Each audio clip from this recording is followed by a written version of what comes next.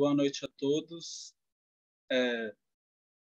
Bem-vindos a mais um encontro do Clube de Leitura do segundo semestre de 2021. Hoje vamos receber o monge Ryozan. É uma honra muito grande recebê-lo, Ryozan-san. Por favor, fique à vontade.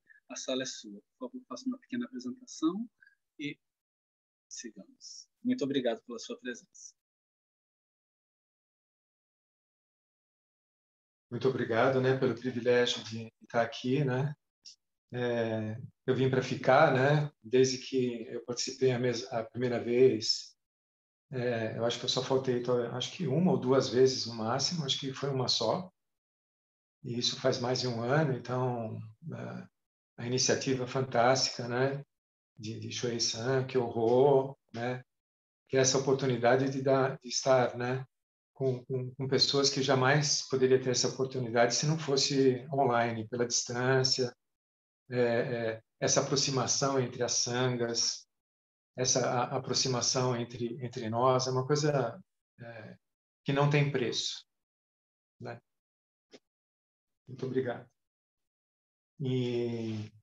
Então, vamos lá. O capítulo 5, do Denkoroku. Mas vamos fazer pelo menos uma vez, o verso de abertura, O Dharma é incomparavelmente profundo e infinitamente sutil, é raramente encontrado, mesmo em centenas de milhões de anos. Agora podemos vê-lo, ouvi-lo e compreendê-lo, que possamos completamente clarificar o verdadeiro significado dos ensinamentos do Tathagata. Muito obrigado. Então, Denkoroku, de Mestre Keizan Jokin Daiyosho. Eu tenho uma profunda admiração dupla por Mestre Keizan, porque, primeiro, ele abriu as portas para Mestre Dogen para mim. A compreensão de Mestre Dogen foi possibilitada por Mestre Keizan Jokin-sama. O nosso fundador, a nossa mãe,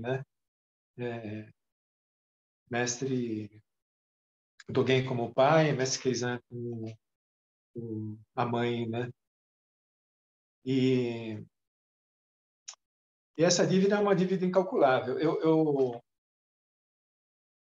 O Denkoroku foi para mim um livro de cabeceira.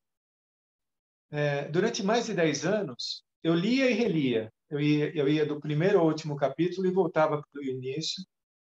E durante isso, pelo menos nos últimos 20 anos, Koen Hiroshi traduziu, releu, Denkoroku pelo menos umas 4 vezes, lendo um capítulo por semana. E lendo, comentando e traduzindo direto dos livros em inglês. Coisa preciosa, tem algumas gravações e tudo, era responsável por fazer as gravações, então teve uma época aí que essas coisas da informática, uma parte se perdeu, mas alguma coisa eu ainda tenho, como esse patrimônio, vamos ver se isso vira, ainda, em vida da Roshi, uma tradução mesmo, com um livro, a gente torce para isso, Então, hoje o quinto capítulo, de Dritaka, ou Daitaka, em japonês Daitaka, do sânscrito Dritaka. E ele é quase que uma repetição, do caso anterior, mas com uma sutil diferença, porque o Koan para, dizendo que Daitaka despertou. E agora Daitaka como mestre, desculpe, o Upagupta, como é que é o nome dele? O Bakikuta, O Bakikuta Daiyosho. Então agora o Bakikuta, que despertou, no caso 4, e fala assim, ele teve o grande despertar, e agora ele é o mestre fazendo a transmissão, Então essa sutileza da compreensão dele que agora vai transparecer, agora nesse novo caso. Então, vamos lá. Capítulo 5 da Itaca. Caso. O quinto ancestral da Itaca disse: aquele que deixou sua casa, né? Ou alternativamente, né? Opa, estou lendo o livro, o texto que não é o seu texto. Vamos lá. O quinto ancestral venerável da Itaca disse: aquele que deixou sua casa não está apegado a eu e não eu. É sem eu e não possui nada. Esse é um sem eu e não possui nada. Aqui depois no Teixeira, ele vai voltar a comentar um pouquinho esse eu sem o eu, né? Esse mugá que depois ele vai ser comentado como um mugagá, né? Não é um eu inexistente, mas é um eu sem um eu. Não é só um eu, né? Ele é um eu sem um eu. E então vamos adiante. Ele vai ser comentado novamente, aprofundando, né? Sua mente não surge ou desaparece. É interessante se não surge ou desaparece, porque essa grande mente que não surge nem desaparece, ela é sinal que ela não é que em alguns momentos ela está manifesta ou não manifesta. Naquilo que está manifesto, ela também não surge e desaparece, né? Então, esse é o caminho livre de mudanças. Todos os Budas também são livres de mudanças. A mente não tem forma e sua essência também não tem forma. O Bhakti-Kutta disse: você deve realizar o grande despertar para o fato que sua própria mente é penetrante e discriminatória. Esse texto, a tradução desse texto, tá diferindo um pouco das fontes que eu tenho, né? Porque diz assim, né, que, por exemplo, aqui, um texto que foi usado num curso, né, dentro da comunidade zen budista, da nossa comunidade, né, diz assim, né, você deve se tornar totalmente iluminado e atingir isso com a sua própria mente, né? Então, isso está mais ou menos na tradução aqui desse livro, né, que foi a tradução do John Daido Loring, né? E na mesma tradução em espanhol do mesmo livro, é a mesma fonte, na verdade, né? Mas ele combina um pouquinho também com a tradução de Alex Rickson. Você quer dar uma conferidinha aí no teu texto original? Aqui está assim, olha, você deve realizar o grande despertar para o fato que sua própria mente é penetrante e discriminatória. É como está traduzido, né?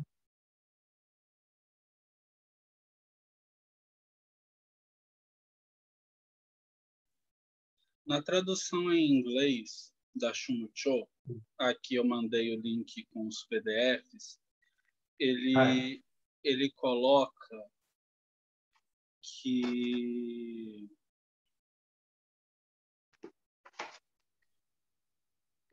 que você deve perceber o despertar, você deve despertar para o fato de que a sua mente that the fact that your own mind is pervasive.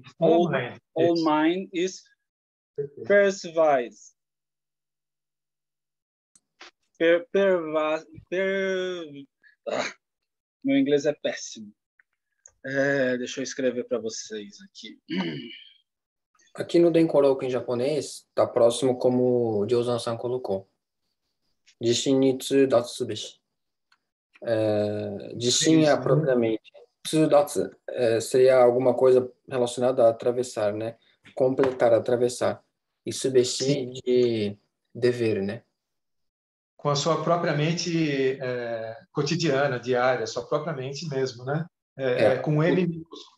com M Aqui minúsculo, não né? tem, como não tem caixa alta nem caixa baixa, Sim, o termo é tsudatsu. Tsudatsu significa atravessar, né?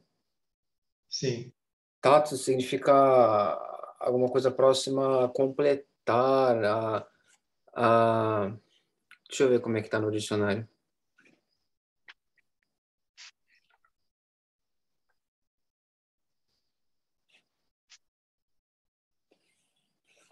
É, a completar, chegar. Sim, mas sim, aí tudo bem, mas ele diz que é com a própria mente comum dele mesmo, com a própria mente da sua É, não sei, manifestação. aqui ele não fala, não existe o termo comum, ele coloca jishin, que significa de si mesmo, shin, que é mente, né? Com a mente de si mesmo, Hum. isso. Com a sua mente pessoal, né? Uhum. Não é isso? Isso. A Perfeitamente, é isso. tradução mais próxima como essa tradução que você colocou, Ryosan-san. É Ah, Nanji masani daigo shite jishin ni tsudatsu subeshi. Aí, se discriminatória, talvez seja uma identificação com essa mente comum. Uhum. comum, perfeitamente, Mas, a mente é, discriminatória. Você tem que usar essa mente discriminatória para perceber isso. É a sua mente pessoal, ok? Eu não acho que ele usar vai ela falar para perceber, atravessar ela, né? isso, perfeitamente. É a transformação dessa consciência, né? É pela transformação dessa consciência que você vai constatar a mente grande, né? Isso, Perfeito? atravessando ela. Isso, perfeito. Exatamente. Então tem que dar uma burilada aí nesse texto aí. Bom, seguindo, né? Circunstâncias. O mestre era uma pessoa do reino de Magadha. Quando ele nasceu, seu pai sonhou que um sol dourado apareceu em sua casa e seu brilho iluminava o céu e a terra. Em frente havia uma grande montanha adornada com joias. No topo da montanha havia uma fonte que jorrava copiosamente, ou jorrava copiosamente uma torrente nas 4 direções. Esse lágrimas aí também, esse termo eu não encontrei nas minhas outras fontes, né? É que jorra tem um jorro, tem uma torrente lá, né? Mas ela não é de lágrima, ela não é chorosa, né? É só um jorro de água de uma fonte, tá bom? Quando o mestre procurou pela primeira vez receber instruções com o venerável Ubakikuta, lhe contou este sonho. O venerável Ubakikuta lhe disse: esta grande montanha é meu corpo e a fonte é você, jorrando sabedoria prágina e penetrando o Dharma inesgotável. O sol aparecendo na casa é sua entrada atual no caminho. A iluminação do céu e da terra é a transcendência de sua sabedoria. O mestre era originalmente chamado de Kozo, mas em razão desse sonho, seu nome foi mudado. Em sânscrito, ele era chamado de Dritaka, que aqui significa penetrando a medida da verdade. Ouvindo o que o Bhakti-Kuta disse, o mestre fez o seguinte verso: da grandiosa montanha de 7 joias, sempre flui a fonte de sabedoria prágina, transmitindo o sabor do verdadeiro Dharma, trazendo libertação àqueles com afinidade kármica. Então, o venerável Bhakti-Kuta respondeu com um verso: eu transmito meu Dharma a você, e você manifestará grande sabedoria prágina. Como o sol dourado aparece em uma casa e brilhantemente ilumina o céu e a terra. Então, o mestre, né, da Ithaka, né, fez uma reverência para o Bhakti-Kuta e se tornou seu discípulo, pedindo para sair de casa, tornar-se um monge, né? Shuke, né? Shuke Tokudo. O Bhakti-Kuta lhe perguntou: é sua intenção sair de casa fisicamente ou sair de casa mentalmente? Reparem que é a mesma pergunta, né, que foi feita a ele quando foi a transmissão dele, né, que ele recebeu a transmissão, né? A mesma pergunta. E Daitaka respondeu: minha saída de casa não tem nada a ver com corpo ou mente. O Bhakti-Kutta disse: se não tem nada a ver com corpo ou mente, então quem sai de casa? O mestre então disse: aquele que deixou sua casa não está apegado a eu e não eu, como no caso principal. O mestre realizou grande despertar, o Daigo. E agora o Teisho, né? De Mestre Keizan Jokin-sama. Verdadeiramente, esta saída de casa revela o eu, que é um eu sem eu. Ou seja, aquele Mugagá, né? Agora sim, né? Expresso melhor, né? Assim, não pode ser compreendido em termos de corpo e mente. Este eu sem eu é o caminho livre de mudanças. Não pode ser entendido em função de surgimento ou sensação. Ou cessação, né? Está além dos Budas e dos seres viventes. E mais ainda, além dos 4 elementos e dos 5 agregados. Dos 3 mundos ou dos 6 reinos de existência. A mente, né, com M maiúsculo, não tem forma. Apesar de existir visão, audição ou percepção, na verdade, ela não vem nem vai, nem se move, nem permanece parada. Aquele que compreende desta maneira, ainda assim, tem apenas uma compreensão intelectual. Ou seja, né, que interessante isso, né? Porque mesmo quando o mestre, quando ele está descrevendo, mesmo essa descrição, né, dita por um mestre, aquele que compreende dessa maneira ainda assim tem apenas uma compreensão intelectual, escolástica, né, acadêmica, discriminatória, né? A pessoa ela não teve a constatação, ela está ouvindo que é assim, né? É mais ou menos tipo, acredite que é assim, né? Ao invés do venha e veja, né? Só um segundinho, por favor. Estou com um probleminha aqui de...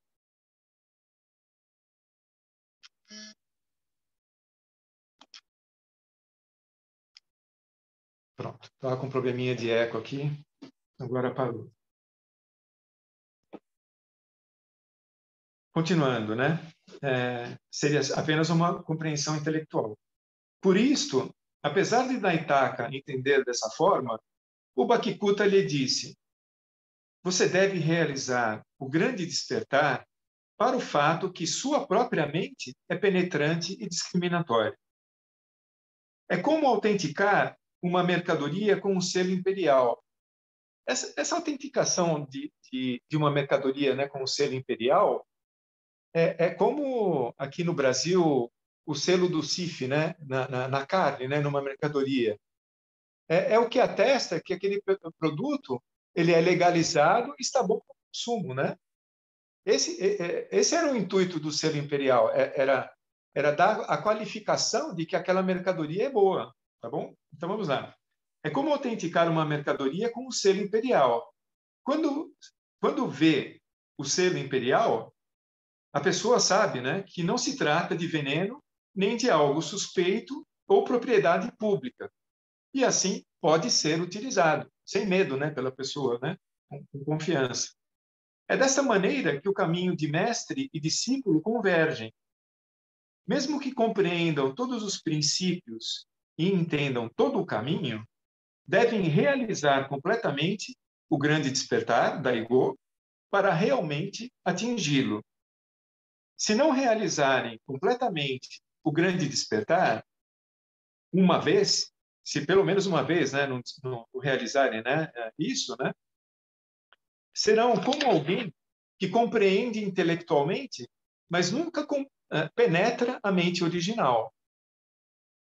Se ainda não escapam de visões limitadas de Buda e visões limitadas de Dharma, então, quando deixarão, né, de estar presos por eu e outros,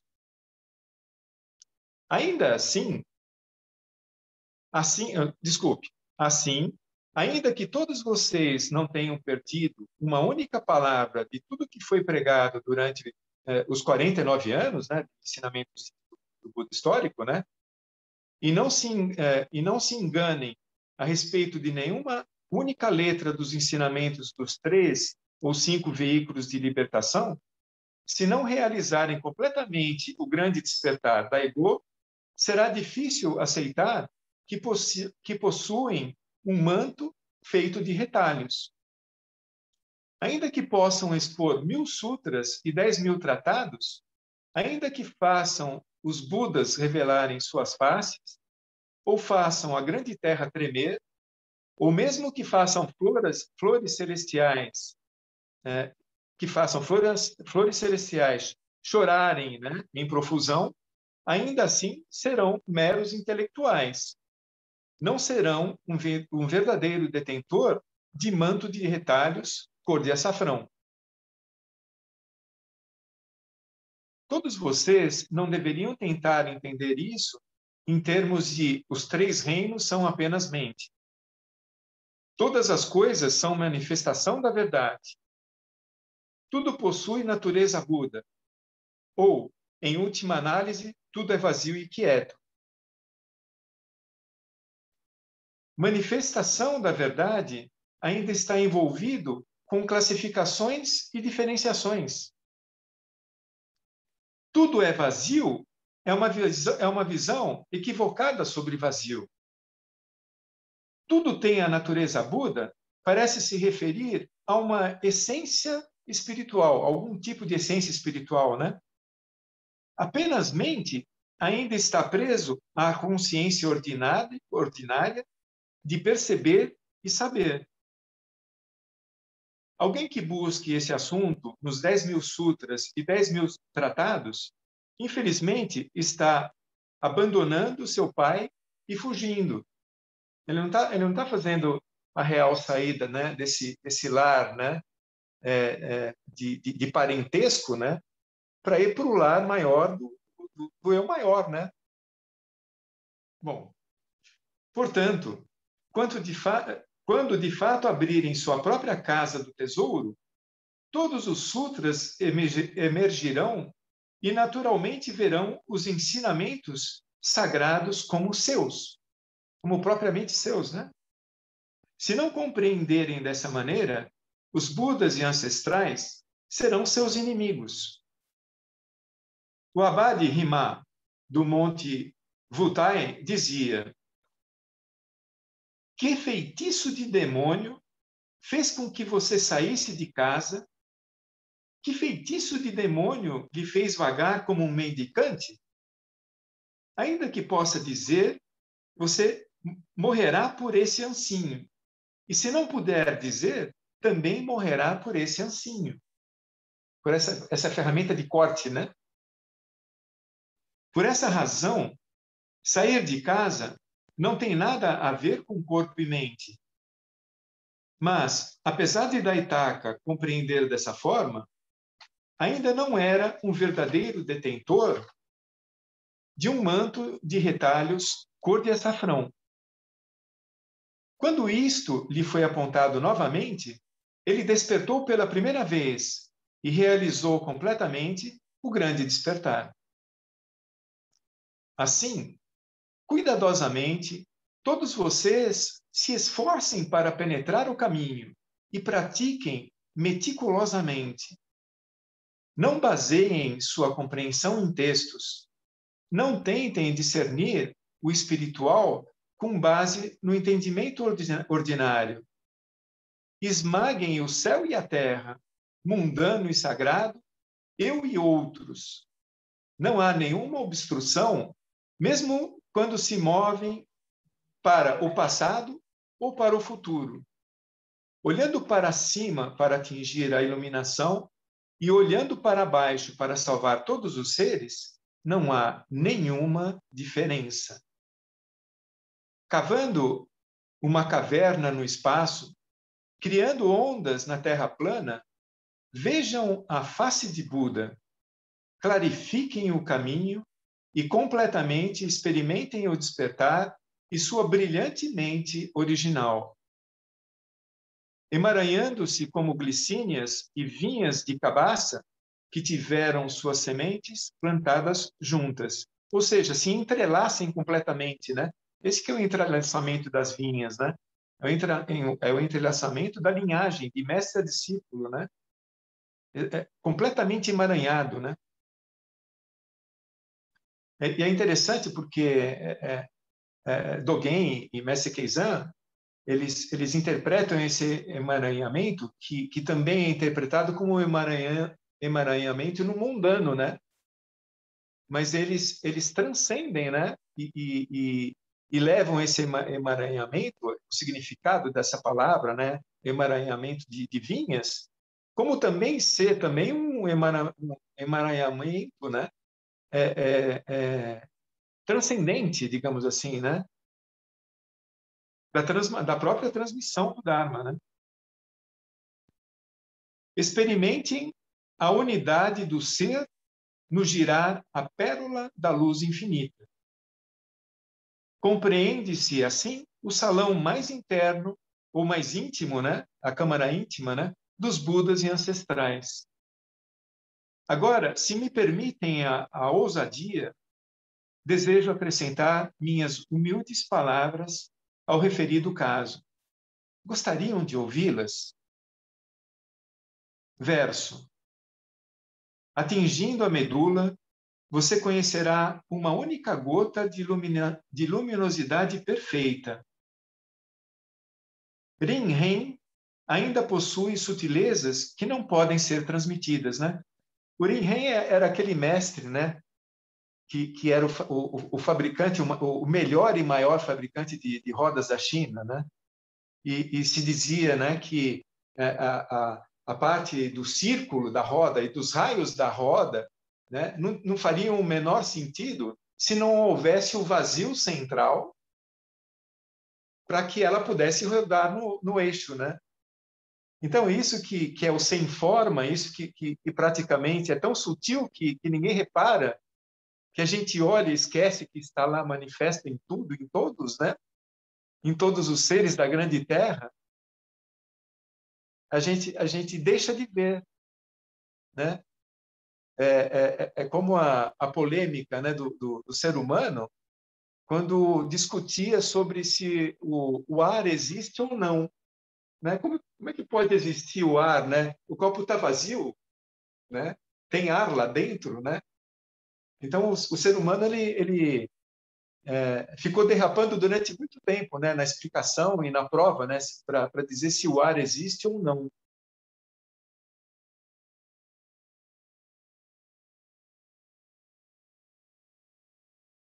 Foi desativado aqui.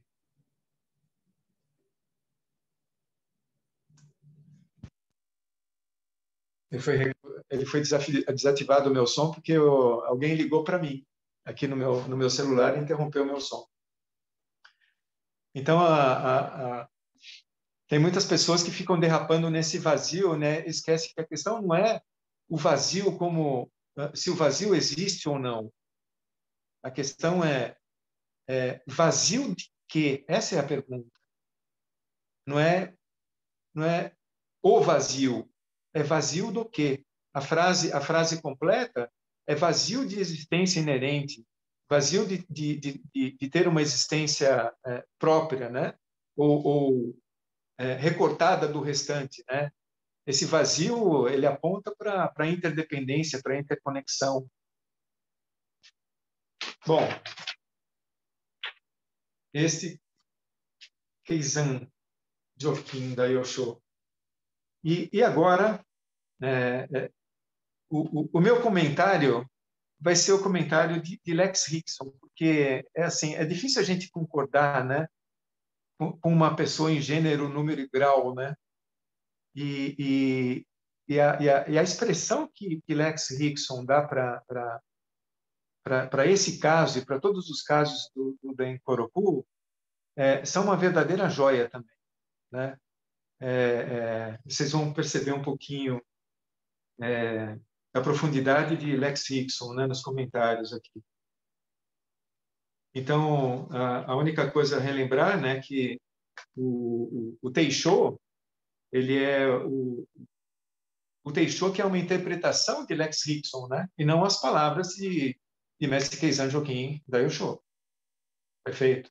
Essa é a grande diferença, né? Então, Lex Higson remete, né, para o caso, para o mesmo caso, e por aquilo que é o Teixeira de Mestre Keizan, mas com as suas próprias palavras, tá bem? O livro, né, de Lex Higson é esse daqui. Ele em inglês é Living Buddha Zen, né? O Buda Zen vivo, né? Ou o Buda Zen vivente, né? É esse que se manifesta, né? É esse Buda que vai se manifestar atualmente aqui entre nós, né? É a pessoa que desperta, né? Hoje a gente está celebrando a entrada da primavera, né?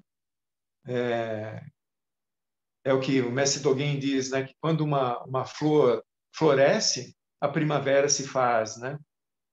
É um ser, né? Que desperta. E esse ser que desperta, na verdade, não é um ser desperto, é alguém que se manifesta em atitudes, né? Despertas. Bom, então vamos lá. O título que Lex Higson dá para esse capítulo é Nenhuma moeda convencional nesse tesouro. Transmissão 5 de Upagupta para Dritaka. Para facilitar, eu vou usar o nome que ele dá, né, em sânscrito, tá bem? Para não fazer muita confusão. Então, o Koan, o caso, né? O sucessor destinado, e aqui já vem um jargão, né, de Lex Higson, porque desde o início, nas transmissões, ele vai chamar o discípulo, né, que recebe a transmissão, de sucessor destinado. Por que ele chama de o sucessor destinado? Porque havia uma previsão de que o Upagupta um dia, de fato, seria esse sucessor destinado? A questão é, esse sucessor ele é destinado porque a verdade já está manifesta em todos. Então, como o despertar é apenas essa constatação da verdade que já está presente, e isso é a transformação de consciência, e isso também é transformador para a própria pessoa que faz essa constatação, e é muito transformador para as pessoas que estão no entorno, né, desse novo Buda vivente, né? Então, por isso que ele chama de sucessor destinado. Então, ele diz assim, novamente, o sucessor destinado proclama corajosamente: aquele que sai de casa pode gradualmente se tornar sem eu e sem meu, mas a mente original nunca deixa de ser apenas ela mesma.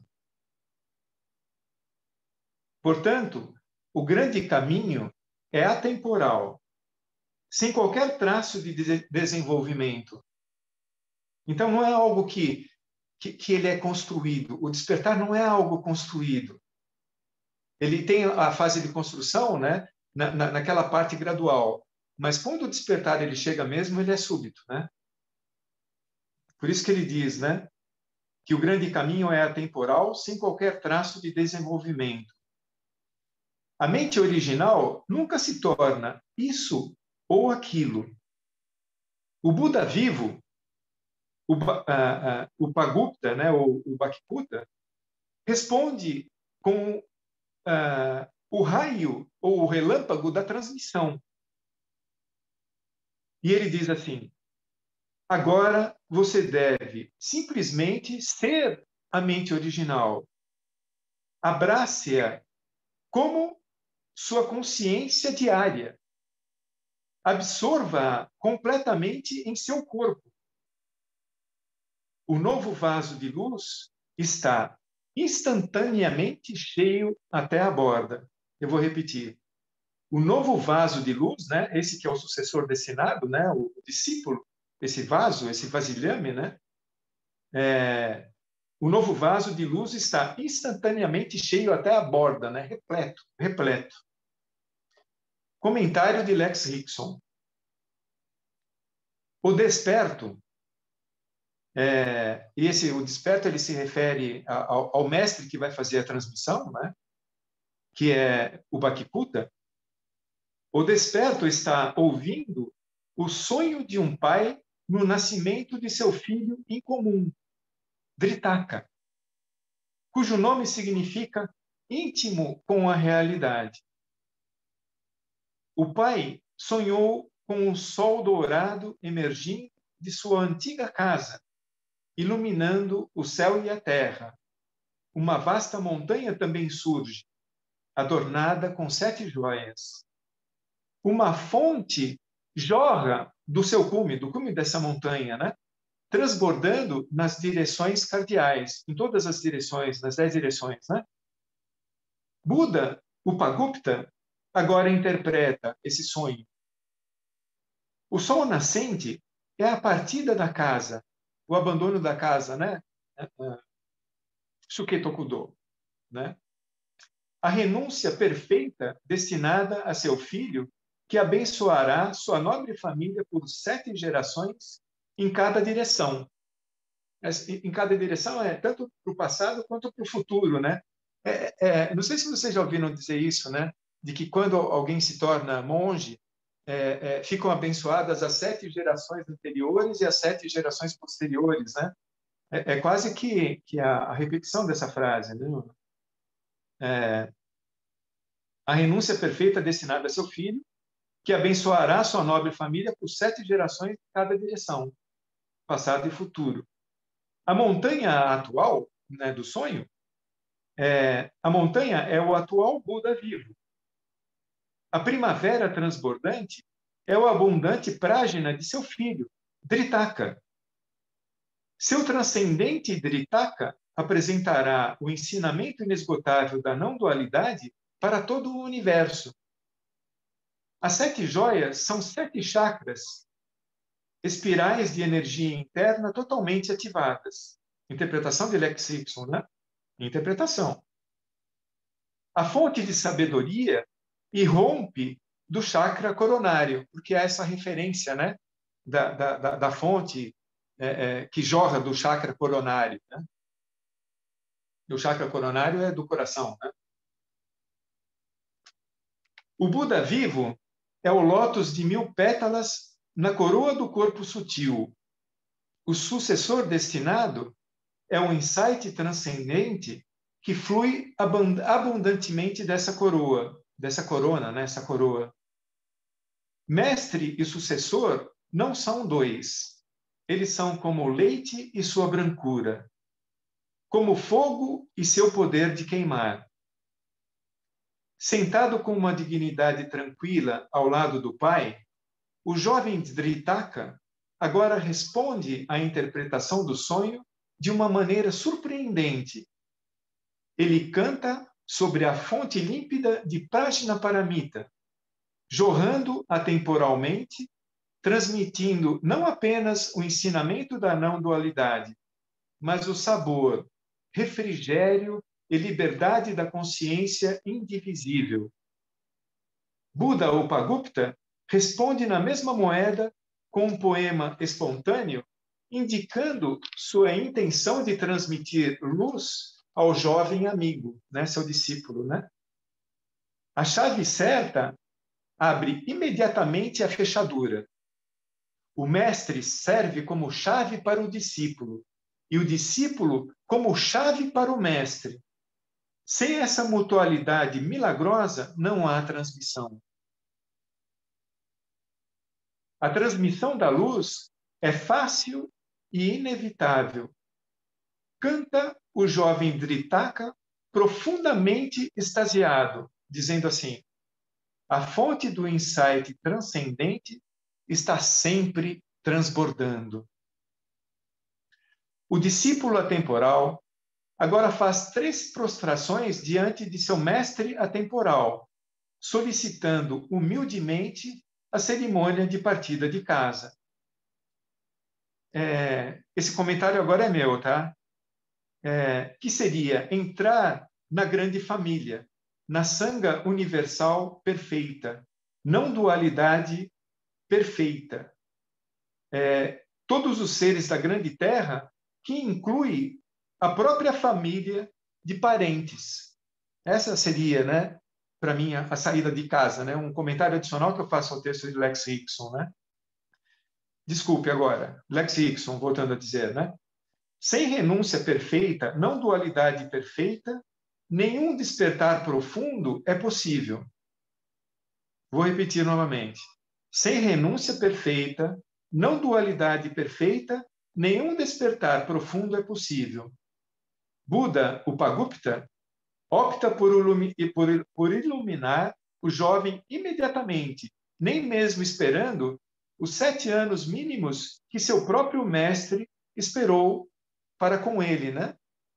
Para o Upagupta, né? O Bhakti-Kuta. Porque ele aprovou, né? Deu o selo imediatamente, ele não esperou 7 anos depois, né? Para dar o selo. A questão investigativa é a mesma originalmente usada para romper as próprias pressuposições de Upagupta, né? No caso anterior, né? A referência ao caso anterior. O Buda vivo pergunta ao sucessor destinado: é sua intenção sair de casa com o corpo ou com a mente? Manifestando uma visão profunda, o jovem sábio responde: não é por causa do corpo ou da mente. O desperto investiga ainda mais a sabedoria inata desse jovem. Se não o corpo ou a mente, quem ou o que é que sai de casa, que renuncia aos hábitos egoístas e às convenções mortas?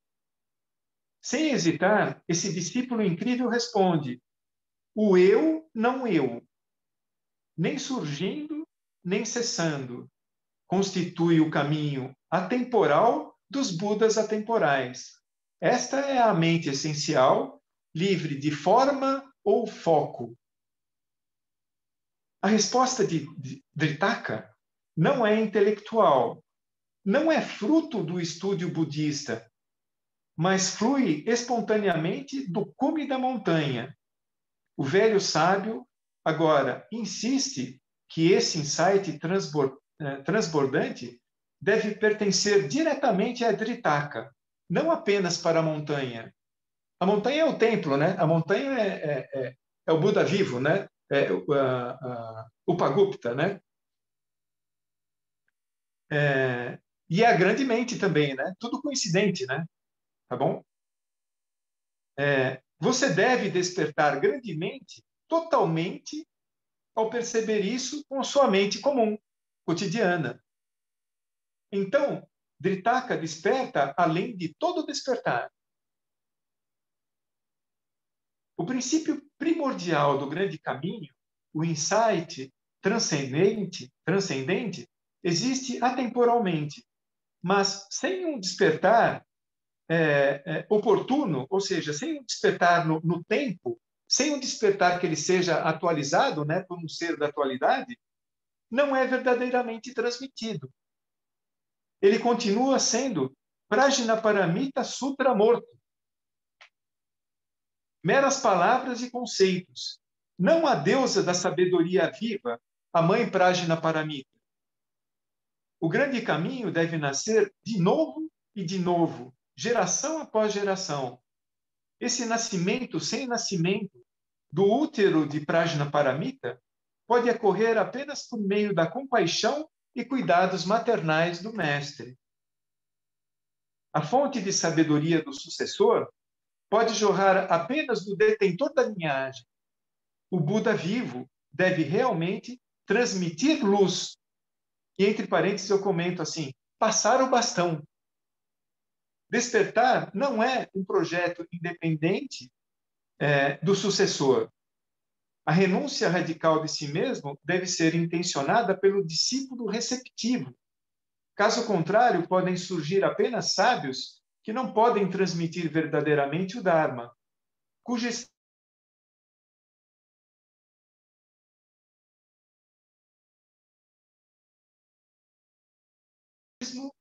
pela rejeição nihilista que pode surgir da linhagem. Pela sanga da assembleia que vai ser a linhagem, né? Pela degeneração ou difamação sutil do discipulado, pela ausência de compaixão. Interessante, né? Vocês querem que eu releia isso? Está meio confuso, né? Eu vou reler novamente essa última.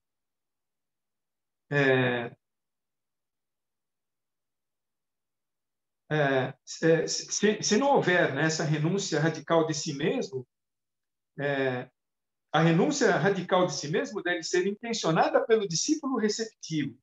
Caso contrário, pode surgir apenas budólogos, né? Apenas budólogos, né? É isso que ele quer dizer. Podem surgir apenas sábios que não sabem transmitir verdadeiramente o Dharma, cuja expressão do princípio da não-dualidade é maculada pela arrogância, pelo formalismo, pela rejeição nihilista que pode eventualmente surgir da linhagem, pela degeneração sutil do discipulado, pela ausência da compaixão. No momento da transmissão autêntica, o sucessor se funde conscientemente, eu digo assim, uma fusão sem confusão, com o mestre, tornando-se o selo real ou imperial, né? O selo, né? Para a nova geração que garante esse ensinamento como ensinamento de Buda. Então, o que esse selo do mestre atesta é como o selo imperial, né? Selando, atestando algo, né? Como o CIF, né? Atestando um bom produto, né? Esse selo é o mestre quem tem que dar. Não é o discípulo que se auto impõe, né? É o mestre que reconhece isso, né? Então, tornando-se o selo real para a nova geração que garante esse ensinamento como ensinamento de Buda. Comenta nosso querido Roshi Keizan. Quando você vê o selo real, né, o selo de qualidade, sabe que o produto não é veneno, é confiável, não é prejudicial.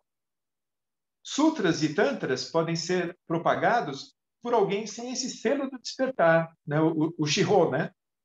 Mas eles permanecerão como escrituras mortas. Eles podem até conter veneno. Esse selo real não pode ser encontrado dentro de nenhum dos 84 mil ensinamentos de Buda, nem pode ser desenvolvido por qualquer meio de quaisquer poderes sobrenaturais. Devemos descobrir nosso próprio tesouro sem limites, o olho da não-dualidade, o Shobogenzo, esse tesouro da visão, né, do Dharma correto, né? O Prajnaparamita Sutra de nossa mente e corpos naturais. Esse é o único selo da autenticidade. Não existe uma moeda convencional nesse tesouro. Não há nada aqui apenas repetido do passado. É tudo novo, nunca antes encontrado na história do budismo, na história da consciência. Este selo não é o ensinamento que tudo é vazio, ou apenas mente, ou que tudo é a natureza Buda. Esse selo não é convenção religiosa, nem mesmo a compreensão budista genuína. É o grande selo, Mahamudra, o grande selo, o grande gesto, a grande expressão, o zazen, né? O despertar além de todo despertar. Como revela Keizan, terna mãe do Soto Zen japonês, cada despertar é uma joia que irradia sua aura única. Cada sábio é uma cabaça entrelaçada com seu próprio padrão único de videiras. A singularidade de cada mente não é apagada pela realização. Ao despertar, não nos tornamos um princípio impessoal sem um eu, mas sempre único, não eu. É um eu sempre único, não eu. Né? É a expressão de cada mestre da linhagem, né? A sua própria expressão pessoal do Dharma, do seu próprio despertar.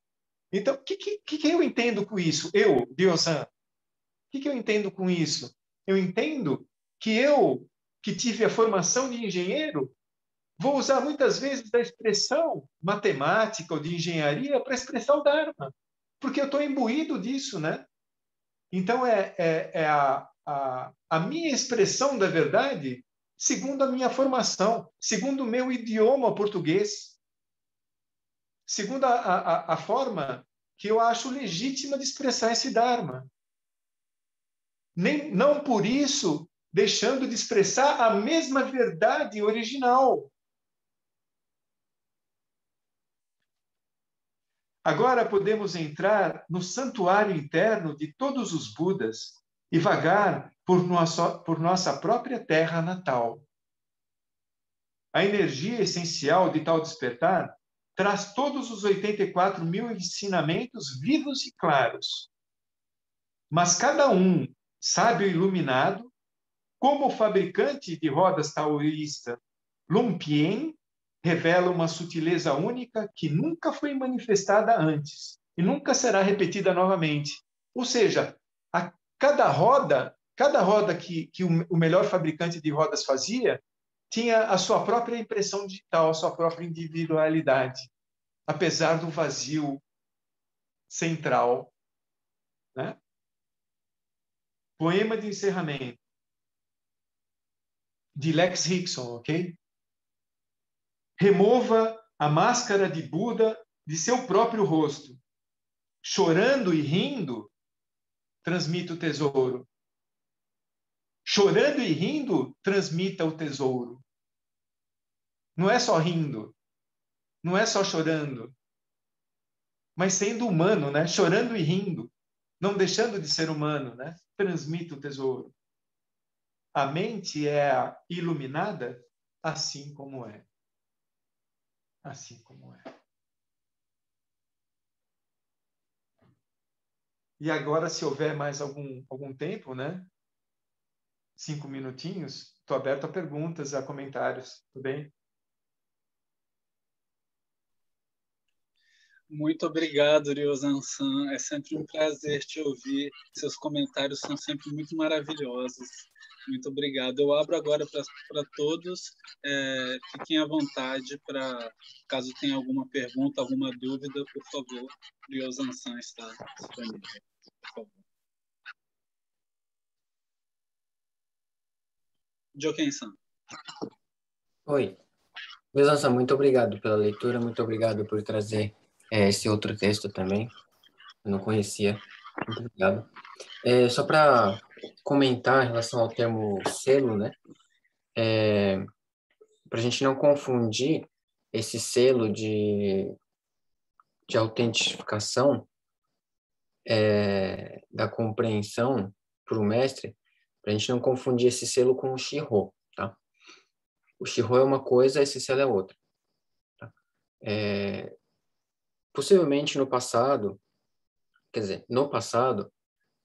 o que a gente conhece hoje como Shiho, de fato, poderia ser entendido como um selo desse tipo, né, de compreensão, mas hoje não é assim.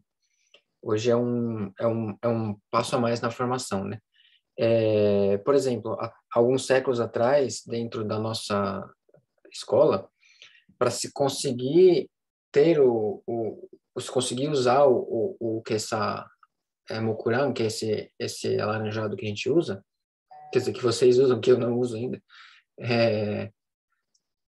era uma coisa extremamente árdua, né? Você precisa de autorização desde a Casa Imperial até os senhores da província onde você estava, dos templos que eram templos matrizes de onde você atuava, e isso era um trabalho muito árduo, muito caro também, né? Para cada uma dessas autorizações você tinha que devolver em uma oferta, né? Então, era uma coisa bastante complicada. Então, dizia-se assim, que demorava décadas, né, para você conseguir, de fato, se tornar um abade, né, colocar o manto laranja. Hoje em dia, é um pouco diferente, né? E esse selo que ele diz, que o que a gente entende, né, que desde o passado já existia, que é o que se chama Inca Shome. Inca Shome é esse selo que atesta a compreensão, né? E é muito interessante esse fenômeno do Inca Shome, que mesmo dentro da própria Sotô, tem gente que aprova esse tipo de coisa e tem gente que refuta esse tipo de coisa, né? Então, dentro da própria Sotô existe essa separação, né? É interessante como as coisas se dão, mas em alguns lugares, para alguns mestres, esse encaixamento ele ainda existe, é passado, sim. Já ouvi essa história, já conheci essas pessoas, né? E é muito interessante. Mas tem outros lugares que outros mestres, por exemplo, que criticam esse tipo de atitude. Eu acho que é facilmente compreensível. Acho que é facilmente compreensível, né? O pessoal está fazendo eco, sei lá. Só um segundinho. É perfeitamente compreensível que haja nessa diversidade, né, de visões, porque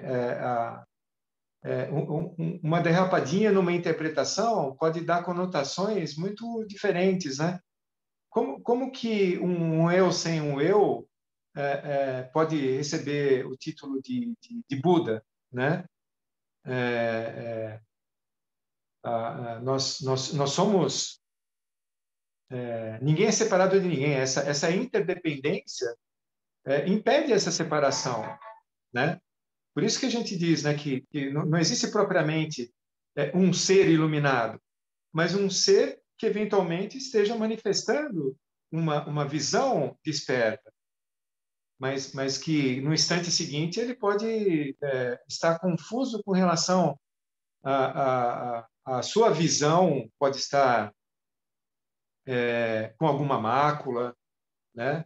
Ele ainda pode estar num breve caminho de um desenvolvimento para uma expressão maior desse despertar, né?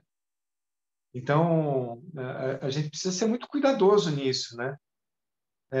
Eu prefiro dizer, achar que o caminho ele não tem um término. A gente está sempre aprendendo, diariamente aprendendo, até internamente aprendendo, né? Consigo mesmo, né? Às vezes você faz um zazen e sai lá de lá com um insight que veio agregar muitas coisas, né? De onde veio esse insight, né? Na verdade, tudo é essa mente única. Então, veio de lá e passa por nós, né? Mas se eu fico achando que isso se dá através de um processo de mediunidade, eu estou falseando a coisa, né? É algo muito diferenciado. Não dá para explicar, não dá para colocar em palavras, não dá para ter uma forma de comparação, né? Então a gente vive. Eu gosto muito daquela historinha, né? Do Mumonkan, né?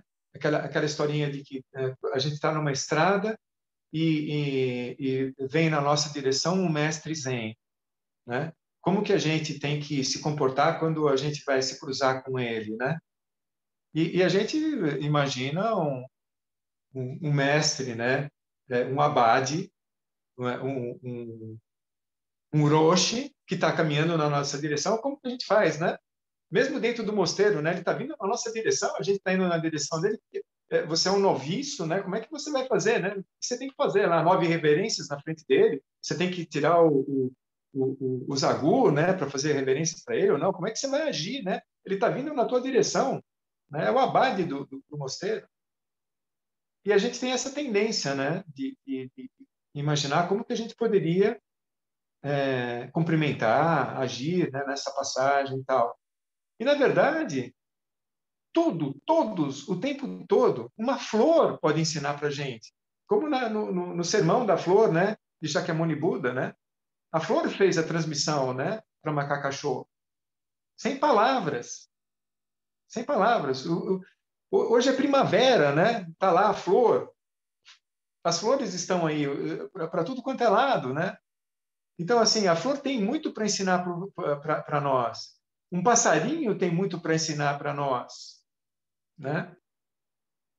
Outro dia eu estava assim querendo algo para iniciar a palestra, né, para o auditório lá da Secretaria de Justiça, né?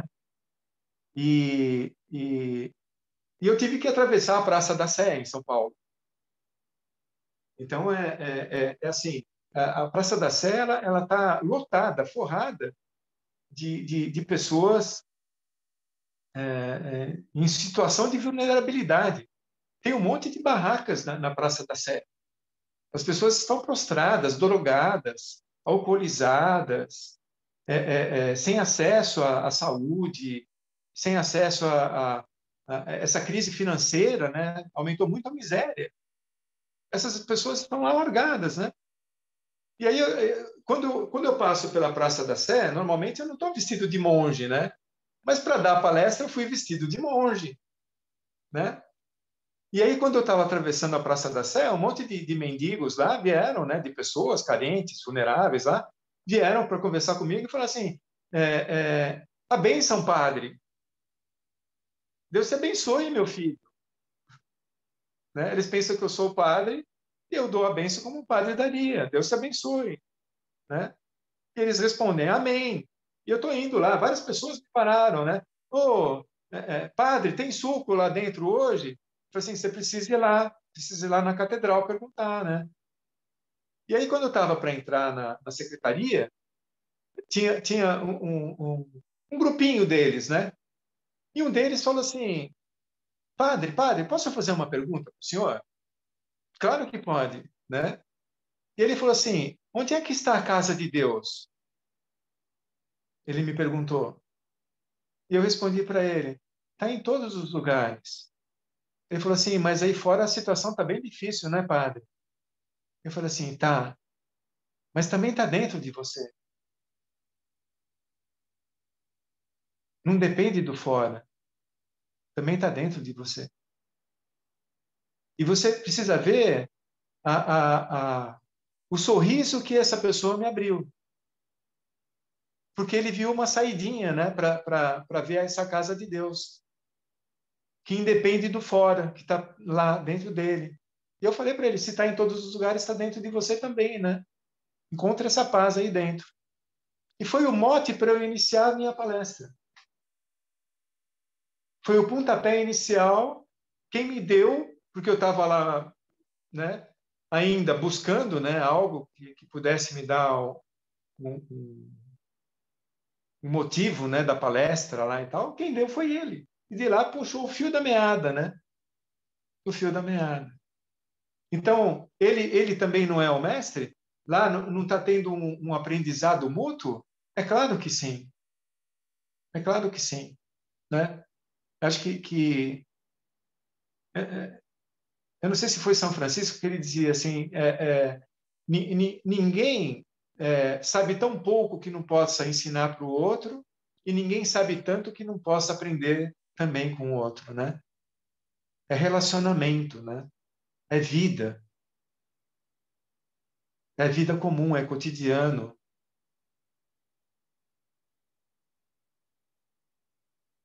Né? Mestre Dogen, ele diz assim, né? Aqueles que pensam que na vida cotidiana não há o Dharma, ainda não perceberam que a vida comum, assim como ela é o Dharma manifesto. É o Dharma manifesto. É aquilo que eu costumo dizer, né? O que é que muda um segundo antes do despertar de Siddhartha Gautama e um segundo depois do despertar de Siddhartha Gautama? Porque o cenário é o mesmo, a paisagem é a mesma, a estrela é a mesma, o céu noturno é o mesmo, a situação política daquela época é a mesma. Há problemas agora? Havia problemas naquela época. Doença, sofrimento, velhice, morte. Agora também, né? O que é que mudou? Nascimento, doença, velhice e morte. Não é pessoal. Não depende das ações de eu me comportar bem, ser bonzinho, para eu não adoecer. Não é uma teologia, não é da retribuição. Eu vou praticar o zazen, dói pra caramba. Eu vou fazer xixi, dói pra caramba. Eu tenho que pagar. Pô, dói o bolso também para fazer xixi. Eu preciso viajar, eu preciso deixar minha família para ir para outro estado. Não é fácil. É penoso. Mas eu vou fazer zazen, mas em troca, o que eu quero? Eu quero despertar. Eu quero ser melhor do que o outro. Se os outros não conseguiram, problema deles. Eu quero conseguir o despertar. Né? Quem assistiu, né, esse vídeo maravilhoso, né? Para que serve o zazen? O zazen não serve para nada. Sem a ideia de ganho. Aparentemente difícil. Aparentemente, se não fosse assim, o despertar seria algo construído. E se ele tivesse um início, ele teria um fim. Então, o despertar não existe. Se ele tivesse um início, ele teria um fim. Subiu, tem que descer, né? Não, é porque ele já estava. Que eu e todos os seres da grande terra nos tornamos o caminho iluminado. Porque já está aí. Então, não tem ganho. Já imaginou, né? Se o Shoei, se o Shoei pudesse ser superior ao Joken, ele teria nascimento, ele teria morte. Alguém ficaria doente. Que loucura que seria, né? Seria essa roda manca, né, no eixo. Seria a dukkha. Essa coisa que não se resolve nunca. Aquela historinha que eu contei, né, dos dois oficiais nazistas que andam, atiram na criança, matam e continuam andando como se não houvesse nada. A única forma de resolver isso é encontrar a não morte. A única forma de resolver isso é essa.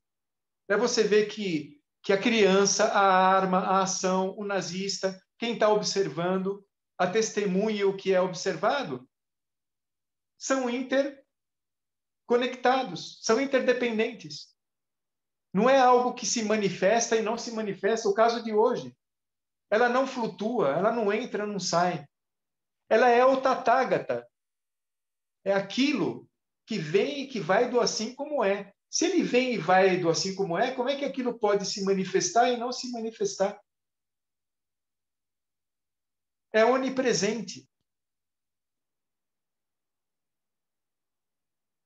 Que difícil, né? Que difícil. E a única maneira é eu quebrar a minha mente discriminatória, a minha mente que faz o conceito de algo que chama essa caneta de caneta. Né? Por exemplo, essa questão só existe o momento presente.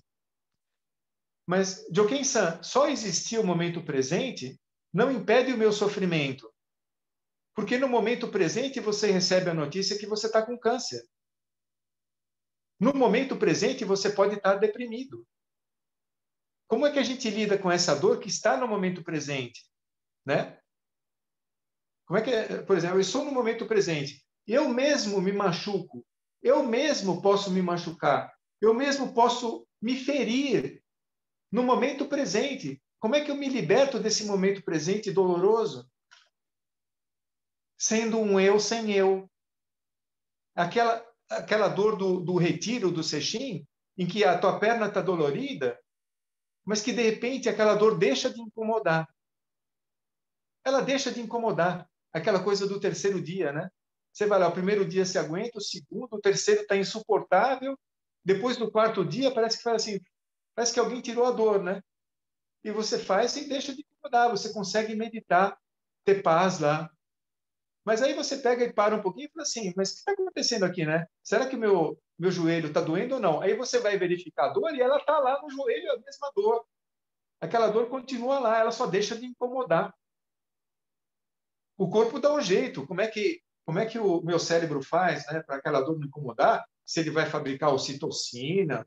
Qual é o processo químico que está acontecendo? Ele está acontecendo. Ele existe.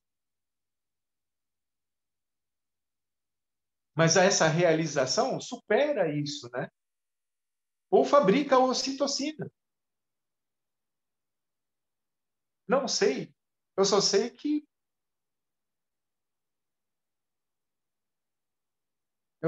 essa coxa de retalho, né, foi costurada.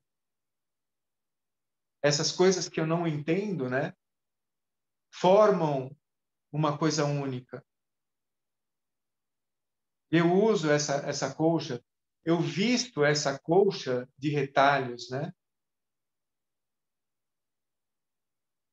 Me abrigo nela.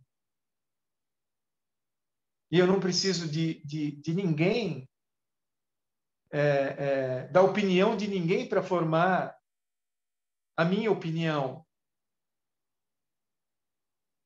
É a mesma coisa que Mara diz para Buda, né? Com que autoridade, né, você faz isso, né? Ou então diz assim, né? Você agora conseguiu tudo, você é o melhor de todos. Opa, espera um pouquinho. Não, eu ponho a mão no chão para invocar o testemunho, né, da realidade. Porque isso tem que ser pautado em fatos e não em conceitos. Você dizer que você tem um conceito sobre a realidade é a mesma coisa que você está dizendo que está mentindo ou que está errado. Porque se é um conceito, não é o fato. E enquanto eu não constatar o fato, o que eu tenho é um conceito. Eu sou um budólogo ao invés de ter constatado aquilo que é a maior maravilha do mundo, que é o assim como é. Tanto em termos de tempo, quanto de espaço, quanto de local, quanto de coisa. Para de flutuar. Para essa flutuação. De você ver Buda em determinadas coisas e não em outras, né? Então você deixa de ver o Buda no cheiro ruim do estrume, mas adora comer o Buda um mês depois na forma de alface. E a alface é a transformação de consciência do estrume. É o estrume que se torna lá as moléculas que vão formar a alface.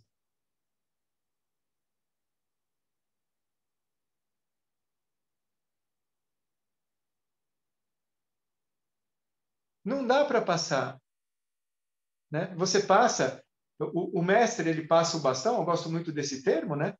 Porque o mestre ele está correndo bem para caramba, por isso que ele foi classificado para a corrida de bastão. E o corredor para o qual o primeiro corredor vai passar para o segundo corredor também corre para caramba. Mas a gente passa o bastão, né? Passa o bastão.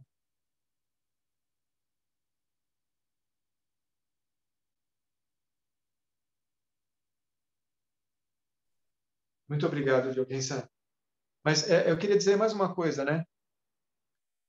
O selo, a gente tem tanto que ter a visão panorâmica do selo, porque eu preciso saber a referência do selo e o que o Mestre Keizan está querendo dizer, né, quando ele usa aquela expressão do selo, né, como uma transmissão completa, né, última, perfeita, e que hoje a expressão de Shihou e tal, obviamente, não dá o aval para aquela pessoa ser um Buda, não é?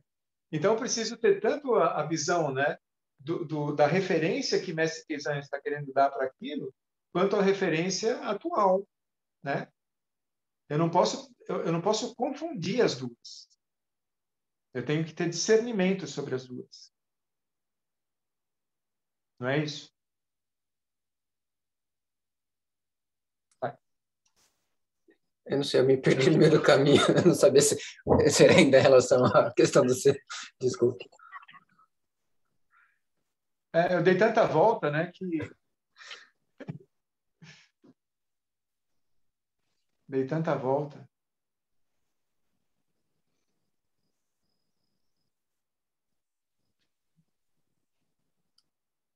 Alguém teria mais alguma colocação, alguma pergunta para Ariosan-san? Por favor, fiquem à vontade. Ainda temos alguns minutinhos, por favor.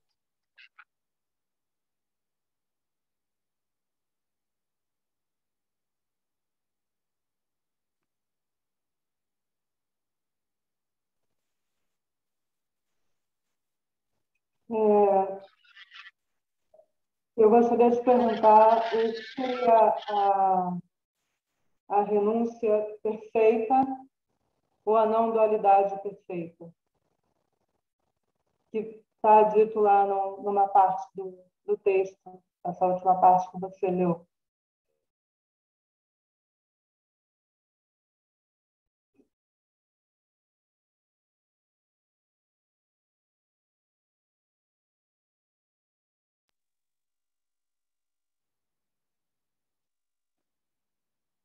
Sim, agora estão me ouvindo, né? A gente pode cair numa armadilha de fazer até a própria não dualidade dual. Se você encarar, né, que a dualidade é um problema, você está sendo dual. Se nós encararmos a dualidade como um problema, nós estamos sendo duais. Então, a existência da dualidade é algo não dual. Essa é a não dualidade perfeita. Foi confuso? Você quer algum outro exemplo?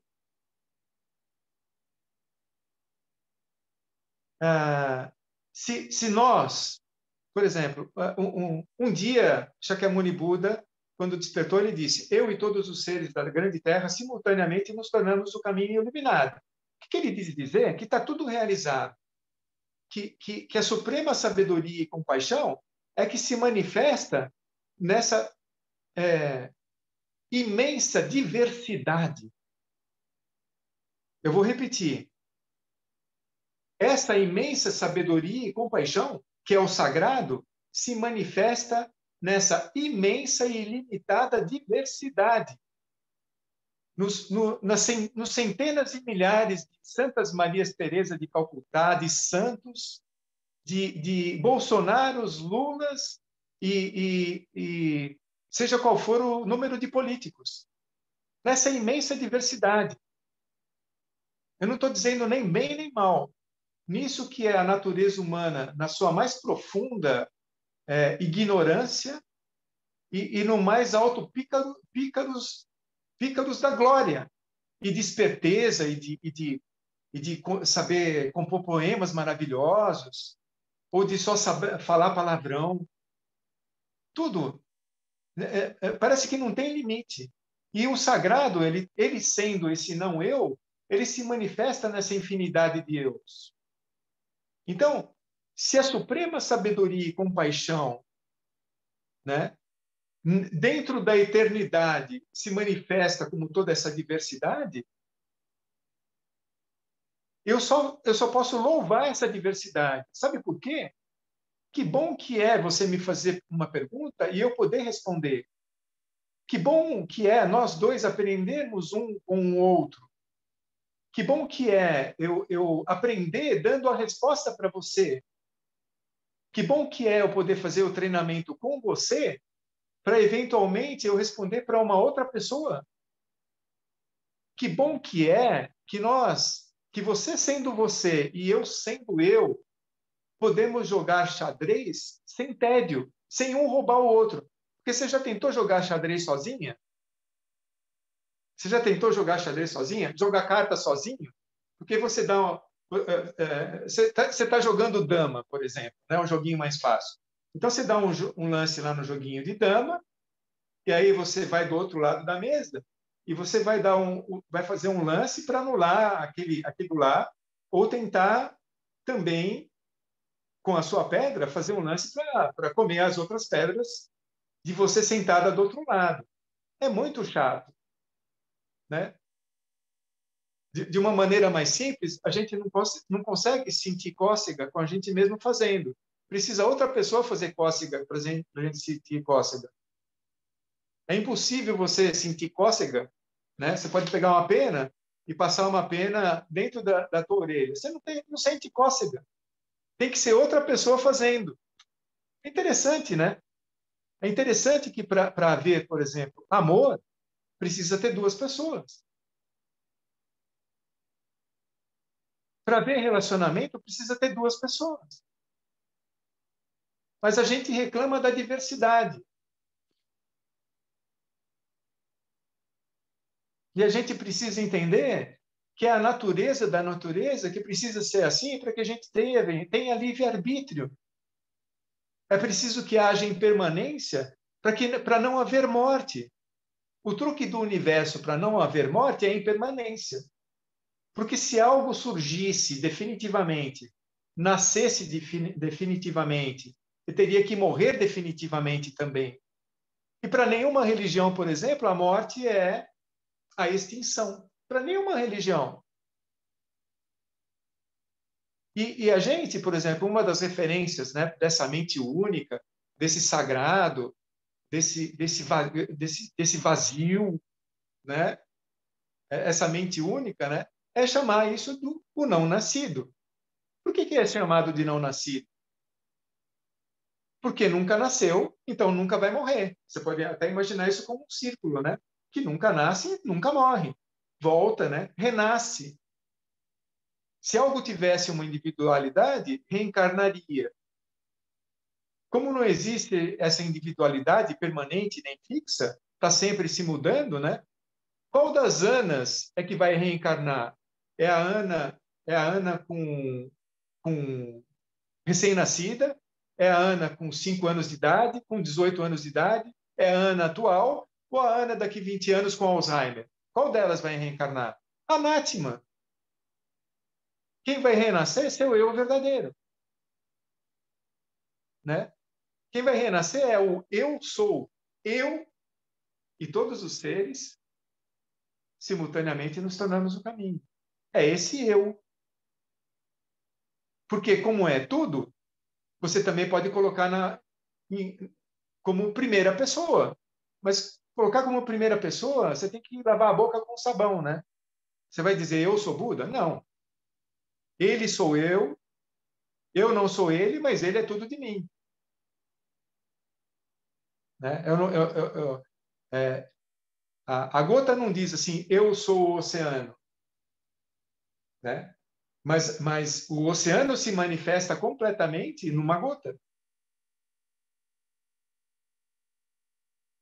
As águas correm e voltam para o oceano, porque vieram de lá, voltam para lá. Elas não flutuam, né? É a gente que enxerga aparecer, desaparecer, entrar ou sair do oceano. Está lá, entrando e saindo.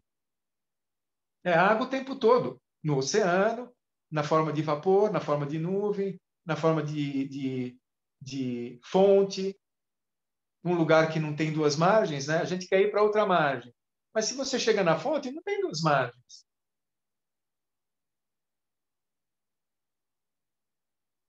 Isso é não dualidade perfeita. Né? Não enxergar dualidade na dualidade. É como é. Que bom que é assim. Com gratidão pela vida por ser assim.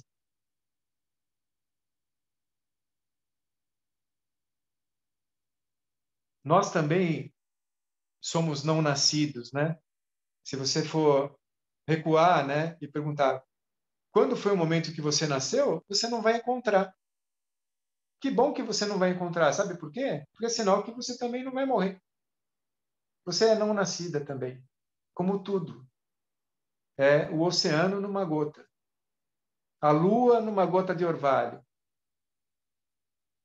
como diz Mestre Dogen. Obrigado pela sua pergunta. Espero ter, de alguma maneira, conseguido responder.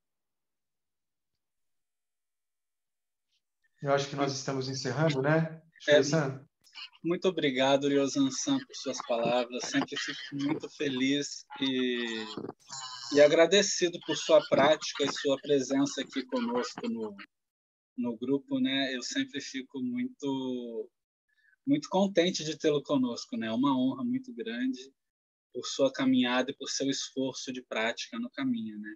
Eu abro agora para você fazer suas considerações finais. Temos aí alguns pequenos minutinhos e depois vamos para o encerramento, para a dedicação, né? Muito obrigado por tudo, muito obrigado por sua prática, Ryosan. Você quer fazer a dedicação de méritos ou posso eu fazer? Posso eu fazer? Pode você fazer. Quando você terminar, eu só dou um encerramento. Eu acho que eu quero terminar com uma coisa que eu costumo dizer, que é assim, né? Tudo é perfeito, mas ainda há muito por fazer. Tudo é perfeito, mas ainda há muito por fazer, né? Essa impermanência é o que possibilita isso, né? Senão, que graça teria isso, né? É tudo tão perfeito.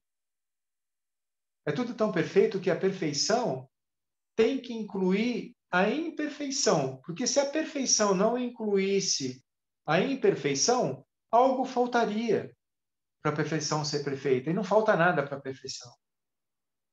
Todos os demônios já foram derrotados. Todos os demônios já foram derrotados. Essa é a cerimônia de Daianya, que a gente faz no princípio do ano, né? E essa dedicação de méritos, né, é justamente para um de nós não ficar se achando, nem para uma sanga ficar se achando.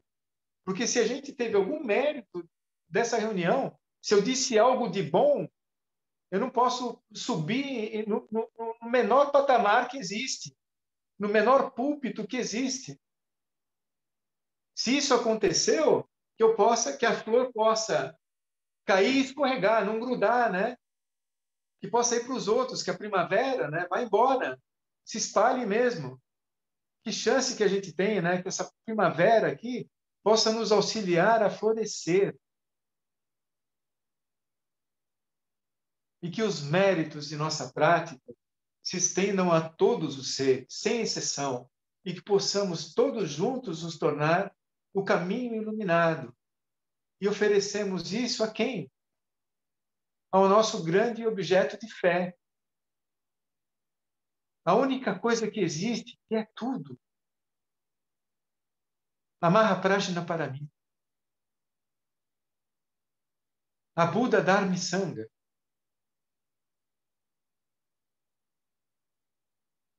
Muito agradecido, Shuei-san.